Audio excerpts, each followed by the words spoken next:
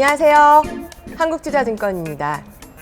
장기화된 취업난과 넘사벽이 되어버린 부동산 가격 여파로 자녀 세대들은 독립을 포기하거나 연로한 부모가 나이든 자녀를 부양하는 경우가 점점 늘어나고 있습니다.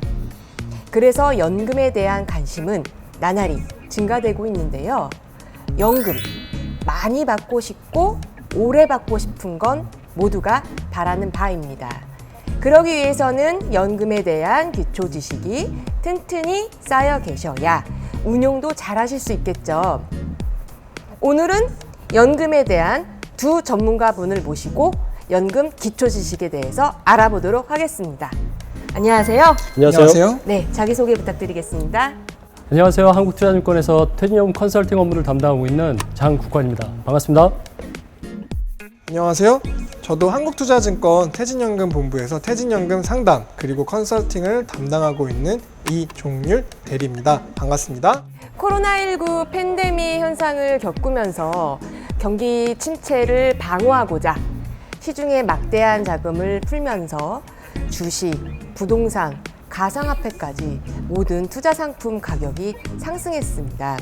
월급만 차분히 모으면 나만 뒤처지는 것이 아니냐, 이런 심리가 작용을 하면서 최근 연금에 대한 관심은 나날이 증가하고 있는데요.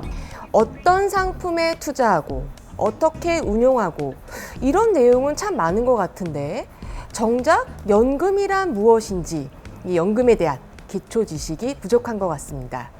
팀장님, 네. 연금이란 무엇인가요? 네.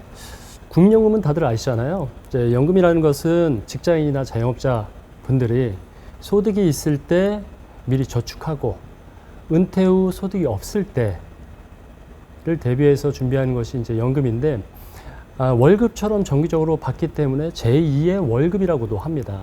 근데 다만 국민연금은 의무적으로 가입을 해서 노후의 가장 기본적인 생활을 보장하는 것이 그 의미가 있고, 오늘 말씀드릴 퇴직연금과 개인연금은 좀 더 여유로운 노후 생활을 보장하기 위한 게 목적이기 때문에 오늘 내용을 잘 한번 들어보시면 도움이 되실 것 같아요. 네. 네, 그럼 연금은 크게 국민연금, 퇴직연금, 개인연금 이 세 가지로 구성이 되어 있는 거네요. 예, 맞습니다. 이를 통칭해서 3층 연금 제도라고 통칭해서 말씀을 하죠. 예.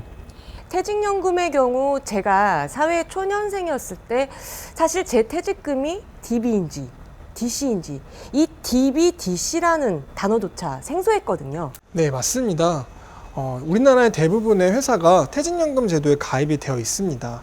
그런데 우리가 직접 직원분들이 이제 고객님을 현장이라든지 사무실에 방문을 하였을 때 어떠한 상품에 가입되어 있으신지, 심지어 퇴직연금 DB/DC 어떤 제도에 가입되어 있으신지 모르시는 분들도 많으시더라고요. 그래서 이번 기회에 인사 시스템이라든지 인사부에 문의를 하셔서 퇴직연금 제도에도 문의를 드려보고, 마지막에 소개해드릴 통합연금 포털에서도 내 퇴직금을 확인하실 수 있습니다. 그렇다면 팀장님, 이 DB와 DC를 가장 쉽게 설명 부탁드리겠습니다. 예, 쉽게 말해서 DC는 회사에서 정기적으로 퇴직금을 적립해주면 직원이 이를 직접 운영을 하는 것이고요. DB의 경우는 회사에서 알아서 운영을 합니다. 그렇기 때문에 DB에 가입하신 직원분들은 사실 퇴직연금에 대해서 그렇게 신경 쓰실 필요가 없어요. 그런데 이제 다만 DC에 가입하신 직원분들은 본인의 운영 성과에 따라서 이 퇴직금이 달라지기 때문에 많은 관심과 관리가 필요합니다. 아, 그렇다면 주체가 누구냐 이 차이인 거네요. 그렇죠. 나에게 유리한 퇴직연금 제도가 DB인지 DC인지를 결정하는 기준은 어떻게 될까요? 실제로 현장에서도 말씀해 주신 그 질문을 가장 많이 받는데요. DB하고 DC를 비교해서 판단을 할 때 크게 두 가지를 비교하시면 되는데요. 첫째는 임금 인상률, 그리고 두 번째는 운용 수익률입니다. 보다 쉽게 설명을 드리면 신입사원처럼 향후 근무할 기간이 많이 남아있거나 임금 인상률이 높게 예상이 되는 직원분들 같은 경우는 DB를 그대로 유지하시는 게 맞고요. 그리고 고참급 직원분들처럼 임금 인상률이 낮다고 예상이 되시는 분들은 DC로 전환을 검토해 보시는 게 좋죠. 통상 현장에서는 연평균 2 내지 3% 정도의 임금 인상률 이하라고 하시면 많이들 DC로 전환해서 직접 운영을 하고 계시고요. 임금 피크제, 앞두고 계시는 분들은 실제로 DC로 반드시 전환을 해야지만 절대적으로 유리하다고 보시면 될 것 같아요. 예.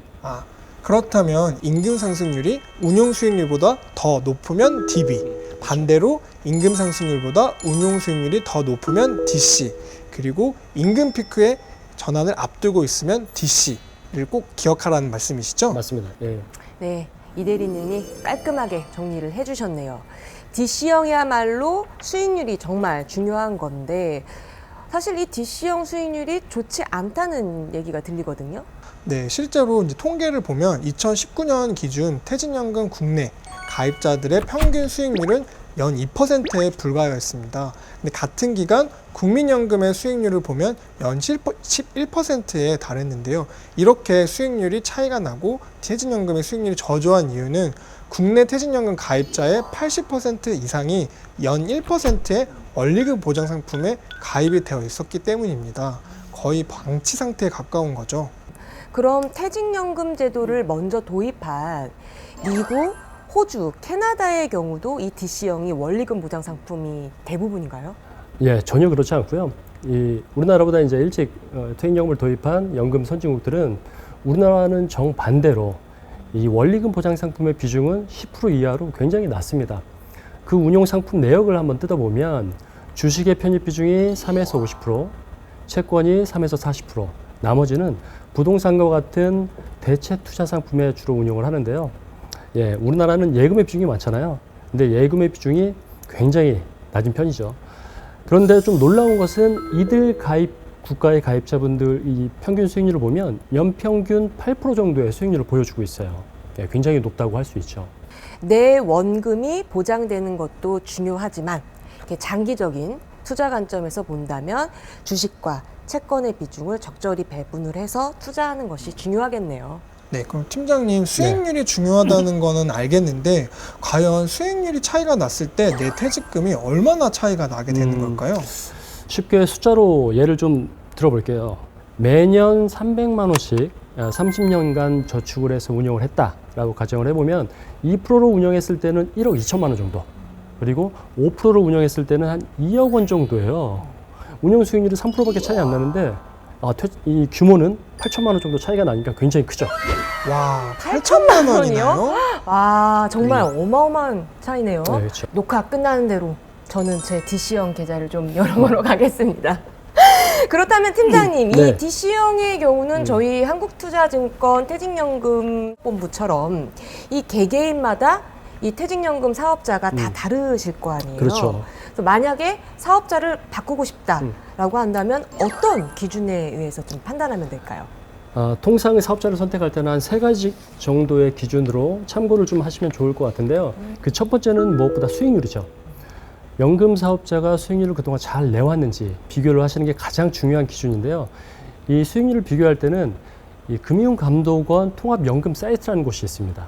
그곳에 들어가시면 각 퇴직연금 사업자별로 기간 수익률을 확인하실 수가 있는데, 수익률을 비교할 때 주의하실 건 1년, 2년 단기적인 수익률만 비교하지 마시고요. 이 연금이라는 것이 장기간 운용하는 상품이기 때문에 10년 정도의 장기 수익률을 꼭 비교하셨으면 좋겠습니다. 그리고 두 번째로 중요한 건 내가 상품을 얼마나 다양하게 운용할 수 있는지가 중요할 것 같아요. 최근에 이제 투자에 관심이 많으신 분들이 이 증권사의 ETF나 리츠와 같은 상품에 운용하기 위해서 많이들 이동해 오시거든요. 근데 여기서 팁을 하나 드리면, ETF를 일반 계좌에서 운영을 하게 되면 이 매매 수수료라는 게 발생을 합니다. 근데 연금 계좌에서 운영을 하면 이 수수료가 없어요. 네. 그리고 마지막으로 이제 중요한 부분이 수수료인데요. 수수료는 뭐 아끼면 아낄수록 좋은 거잖아요. 예. 그래서 개인퇴직 계좌라고 하는 IRP라는 계좌가 있는데 통상 수수료가 발생을 해요. 그런데 한국투자증권에서 온라인으로 가입했을 경우에는 이 수수료가 전액 무료입니다. 그리고 더불어서 가까운 지점의 PB를 통해서 관리까지 받으실 수 있기 때문에 이 부분은 꼭 참고를 해주셨으면 좋겠습니다. 네, 잘 알겠습니다. 지금까지 DC형 계좌에 대해서 알아봤는데 지금부터는 IRP 연금저축 계좌와 같은 개인연금 계좌에 대해서 말씀 나눠보도록 하겠습니다. 특히 IRP가 용도는 어떻게 되는지 이 대리님 정리 부탁드릴게요.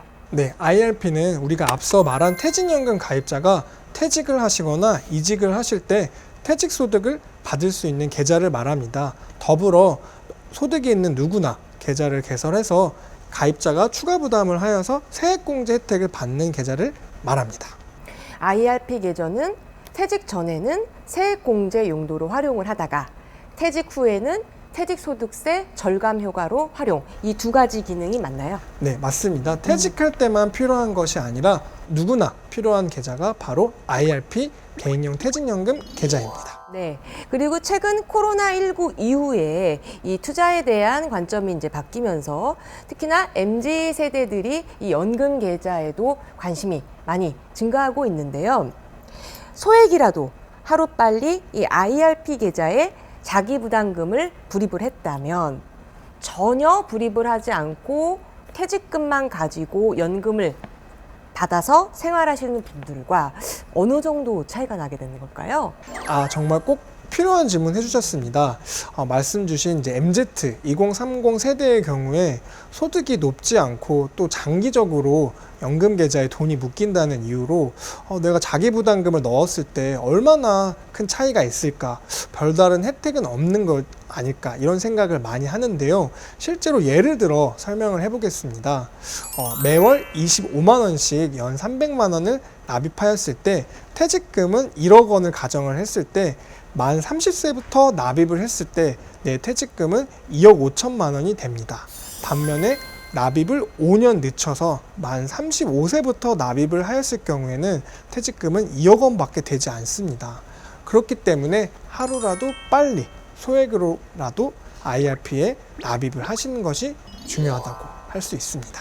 와, 정말 어마어마한 차이네요. 제가 20대 때부터 불입을 했더라면 제 노후가 더 넉넉했을 텐데 여러분 늦지 않았습니다. 하루라도 빨리 소액이라도 시작해 보시길 바라겠습니다. 그렇다면 장 팀장님, 네.